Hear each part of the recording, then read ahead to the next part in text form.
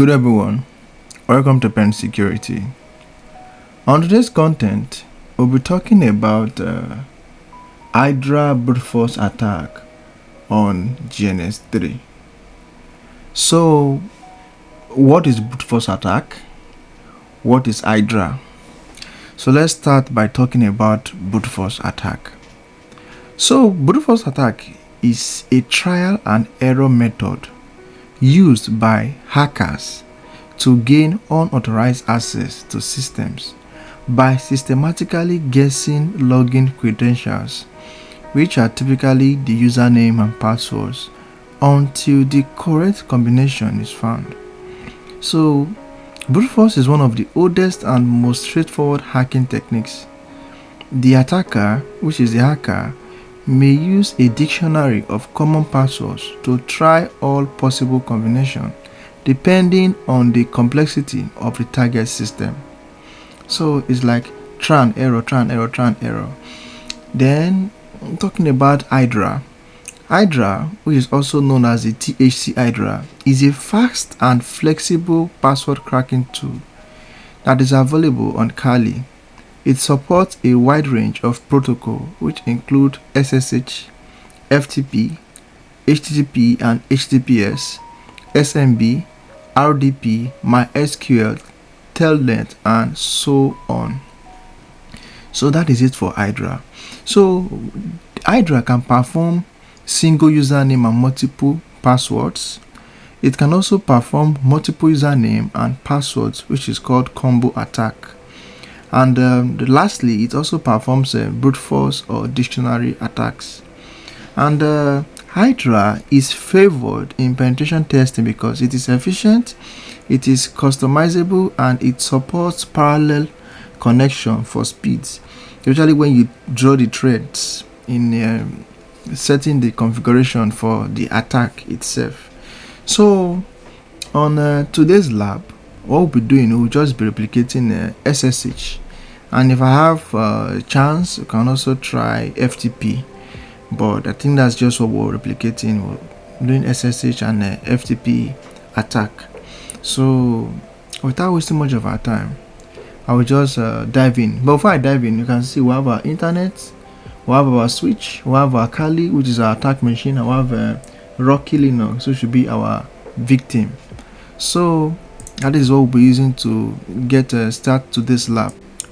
So for us to start, let us access our Kali. Evil guests. Then we'll log in. So we're in our Kali now. So let us check if we got an IP address, because we need an IP address. So say IPA. So we have an IP address of 192.168.0 and 79. Then let's keep that aside. Then let's come to our victim here to see if we've gotten an IP address for our victim. So we're using Rocky. So login will be Rocky. So say IPA. You can see we have an IP address of 192.168 and 128. So first thing first, we need to install our SSH server on our Rocky. So to do that, let's first of all update our Rocky. So say sudo dnf update. So because for Rocky we use DNF, but for Ubuntu we use apt. So yeah, let's wait for it to complete.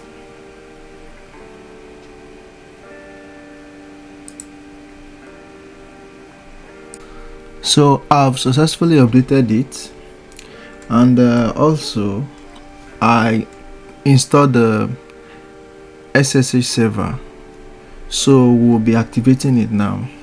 So for us to do, I will just say sudo systemctl enable sshd.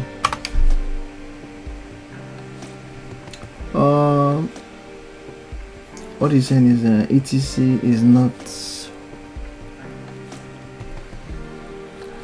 I don't know what he's saying. copy. Let's just paste it on there, see what it's saying. Okay,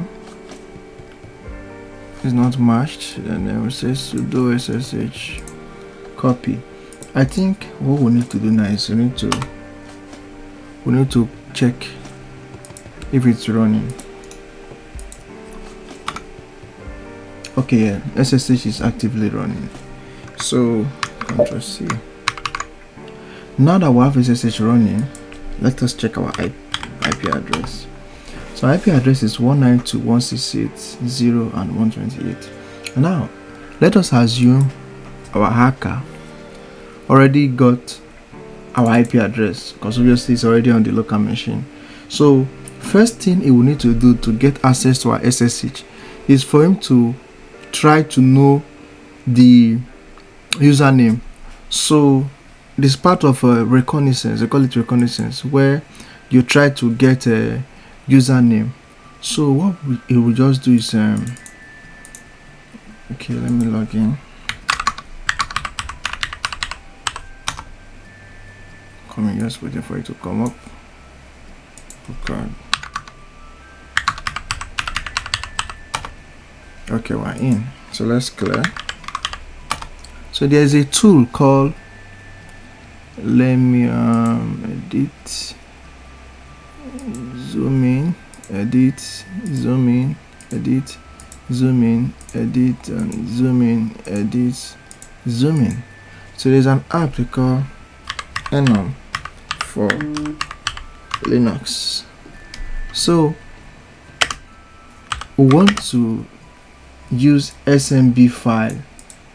We'll call it SMB file 2 to get the username of this our machine. So we'll now insert the IP address 192.168.0 and 128. So let's go 192.168. I'll put it here. So 192.168.0.128.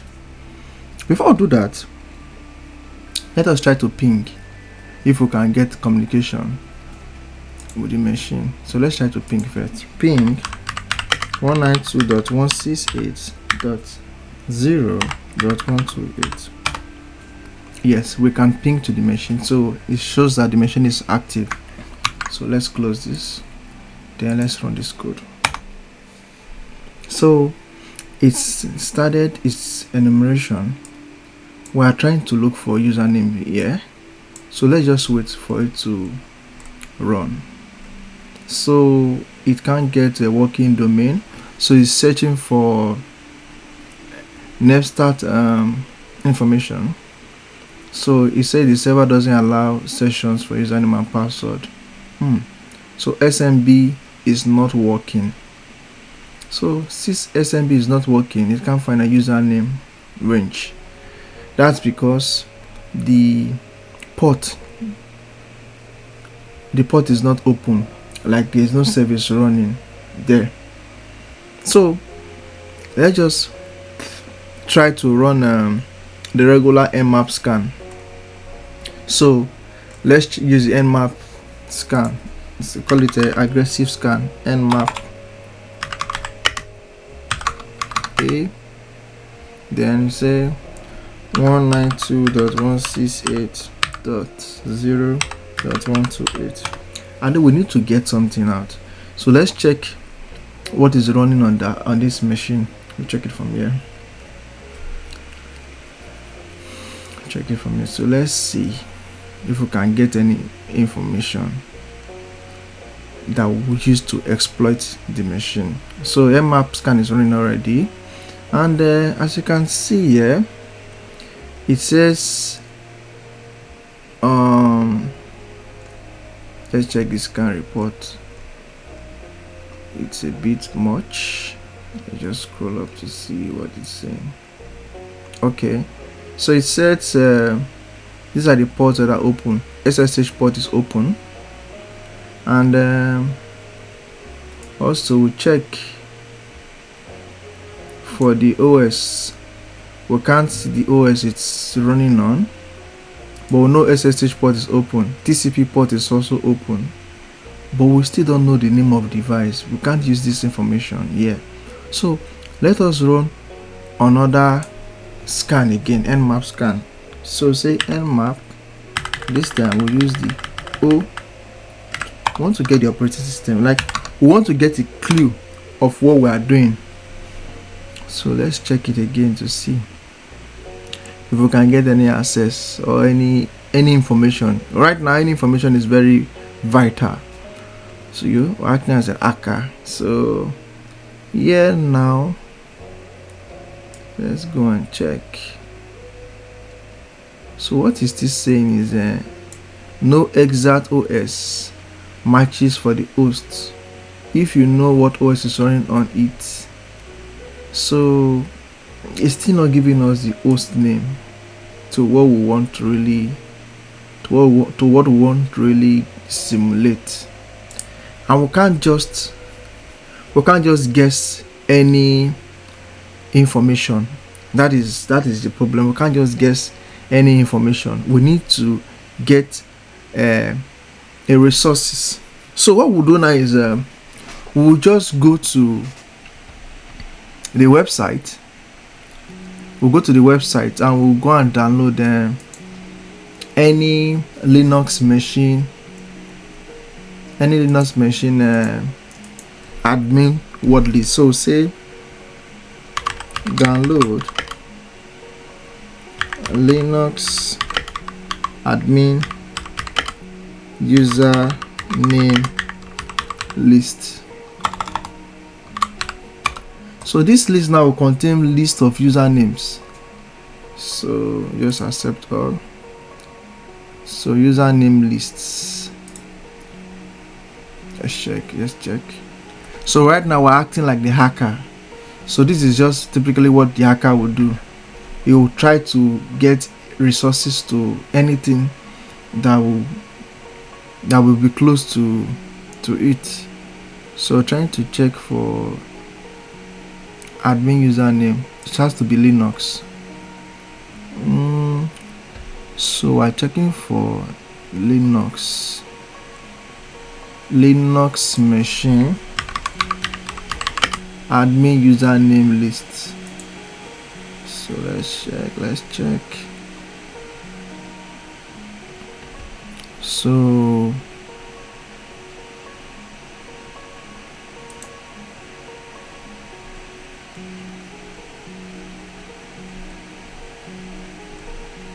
we're still not getting it, so not using the right keyword. Let's use the .txt download. We just need to get something. So yes, I think this is username. I think we've seen something here. Username word list. So let's download this. Open. So I have a list of usernames here already. So this is what we're working with now. So first thing we need to do now is we have to extract it. So for us to extract it, we just click on here, extract. Then let's extract it to home. So let's just put it here. Let's extract here. Close.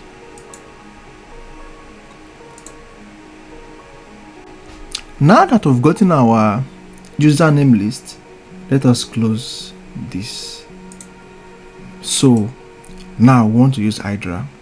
So in Kali machine we have a simulation where we have list of there's a directory where we have list of passwords combination. So when I start the Hydra code now, you'll see it. Let me just increase the screen. So say edit, zoom in. So now let's run the code, the Hydra code, to get the list. Let's comment ls here. So this is our username list. So we'll say Hydra, then username list, that's username list. Then we'll say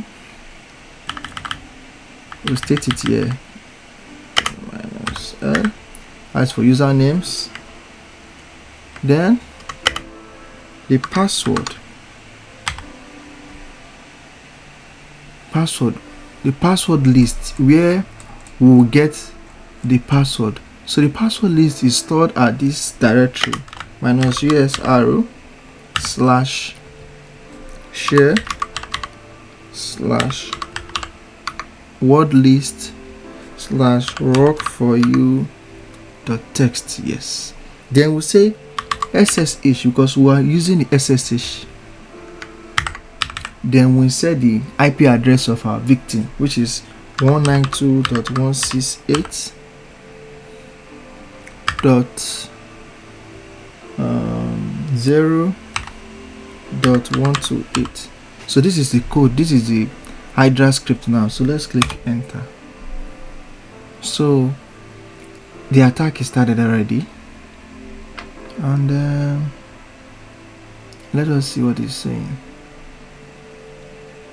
It says starting many SSH limits, number of para is recommended to reduce its tax using -t. So the code is not complete, so we need to set the task, which is the target. We need to set the target for the code to run. So for us to do that, let's put it here. I think the target will have to be here.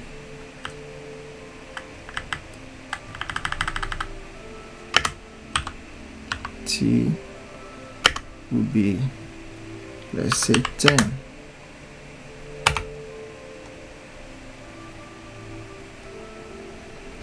So we'll run the code again to check where we're making an error. So far so good. I don't think we're making any error here because it's Hydra length. Then the P is for the password, or maybe we didn't specify this as a capital letter for the password. Then T is for the number of threads, which is 10. Then SSH, I think everything is running fine. It's supposed to work.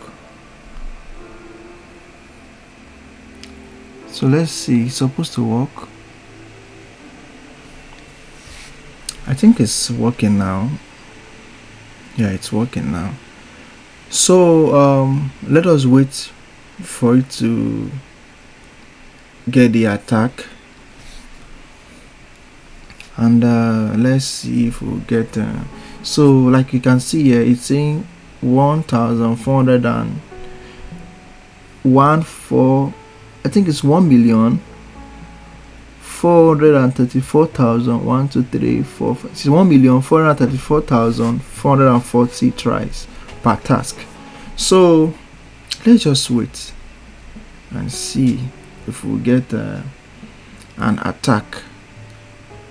So let's just wait and see if we get an attack. Successful password attack. So it's saying 10 active. So obviously it's running. It has tried 175 tries in less than 1 minute. So let's just wait. Obviously we'll get a successful attack.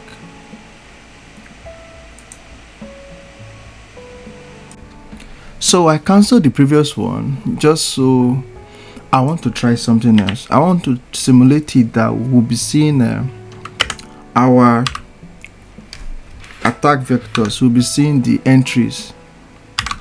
So we'll be using verbose to see the entry for each of the attack I'll be simulating. So let's try this code again. So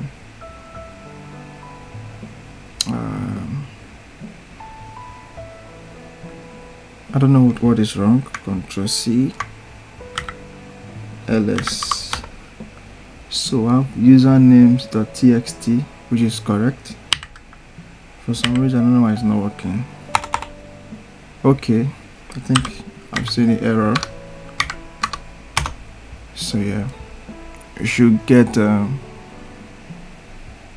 response now. It should start running now. Let's just wait. Okay, it's running now. And let me just reduce the screen view. So zoom in. So you can see now it's trying the different combination. So let's just wait to get the real combination. Then you see a successful green prompt stating that the brute force attack was successful because we're attacking the SSH port.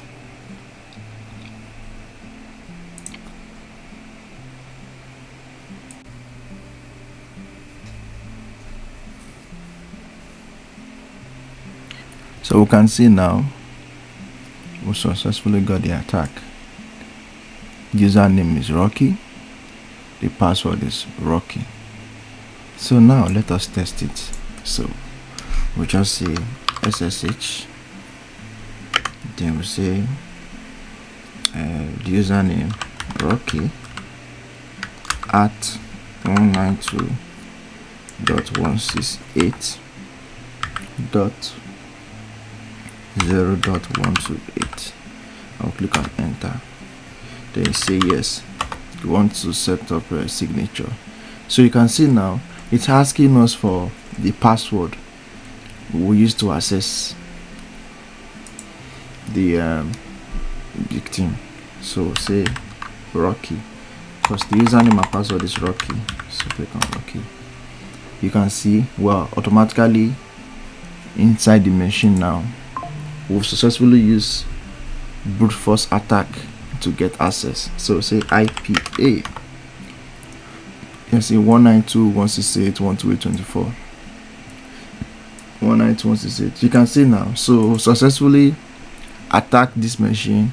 We've gotten the password of the machine. So you can see how very dangerous and how serious brute force attack is. So what can we do to prevent brute force attack? The first thing you need to do is you need to set account lockout principles. So what it does is it will temporarily, or after several login attempts, it will temporarily disable login. So let's say for example when we tried this attack, maybe 5 unsuccessful login, the devices which is victim to lock out. If you remember, if you check your iPhone or your Android phone, if you forget your password maybe 4 times, it will tell you to hold on for it to process for like 30 minutes. That is exactly what they're trying to prevent. They're trying to prevent a brute force attack where they will try different password combination. So the second one you can also do is to limit rate limiting. So rate limiting simply means you restrict login attempt over an IP. So you know our IP address now. Since we've persistently keep on trying different password combination, if my victim account, which is the Rocky account, has this rate limiting, it will block my IP address, so it won't be able to communicate with it anymore. Then the other one is an intrusion detection system, which is an IDS. So when you set an IDS, it will detect a brute force attack and it will let you know that somebody is trying to access your machine. So either you switch it off or you disable that service at that time. Then another one again is a multi-factor authentication. If there had been a multi-factor authentication, for example, for me to access, now that I've gotten the password, for me to gain access to the machine, I'll need to get something like an OTP or a token somewhere. I won't be able to get access to the machine. Then the last one is a strong password policy. The strong password policy simply means you're using a very complex password, because If you can see now, the password is just Rocky. It's a very easy password to attack. So when you use a very strong password combination, it will be very difficult for the brute force attack to be successful.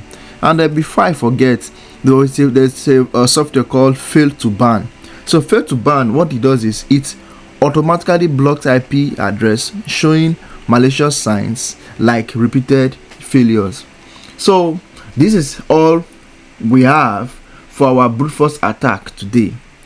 In our next lab or in our future labs, I'll be making more comprehensive and more complex hacking schemes that these hackers they simulate.